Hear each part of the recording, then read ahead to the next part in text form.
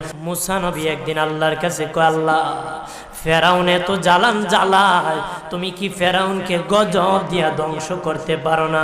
আমার আল্লাহ কয়, মুসা আমি ফেরাউনকে 4টা কারণে গজব দেই না। কয় কারণে? ফেরাউনকে 4টা কারণে গজব দেই না। 1 নম্বর কারণ হলো, রে মুসা, সারাদিন ফেরাউন বলে আমি খোদা, আর রাত যখন হয়ে যায় জঙ্গলে যায় করলাম আমি জানি তুমি খোদা, আমি খোদা না, কিন্তু আমারে মানুষ খোদা কইলে ভালো লাগে, খোদা কইলে ভালো লাগে। প্রভু তাই তুমি বিরক্ত হইয়া আমার উপর গজব দিও না।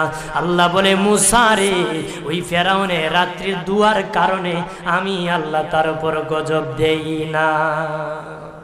2 নম্বর কারণ হলো, আরে মুসা তোমার মুখে দাড়ি, ফেরাউনের মুখে দাড়ি, তোমার বরণের জুব্বা, ফেরাউনের বরণের জুব্বা, তোমার মাথায় পাগড়ি, ফেরাউনের মাথায় পাগড়ি। আমি যদি গজব দিই, জুব্বার বেজ্জতি হবে, পাগড়ির বেজ্জতি হবে, দাড়ির বেজ্জতি হবে।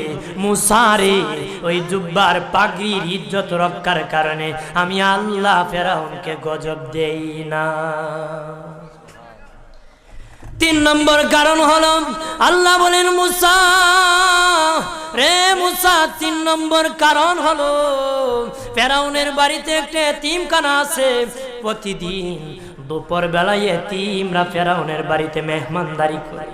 তারা খাওয়ার পরে আমি আল্লাহর কাছে দোয়া করে, আল্লাহ তুমি যদি গুসা হয়ে ফেরাউনকে গজব দিয়ে ধ্বংস করে দাও, আমরা এতিমকে কে খাওয়াইবে রে আল্লাহ, আমাদের দুয়ার বরকতে ফেরাউনকে গজব দিও না।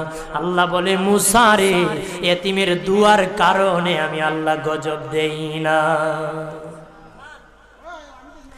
4 নম্বর কারণ, আল্লাহ বলেন, মুসা ফেরাউনের একটা মাছ বিদ্ধ, হাঁটতে পারে না, ফেরাউন নিজ হাতে নিয়ে গোসল করায়, নিজ হাতে মায়ের শরীরে তৈল লাগায় দেয়, নিজ হাতে ফেরাউন খাওয়ায় দেয়।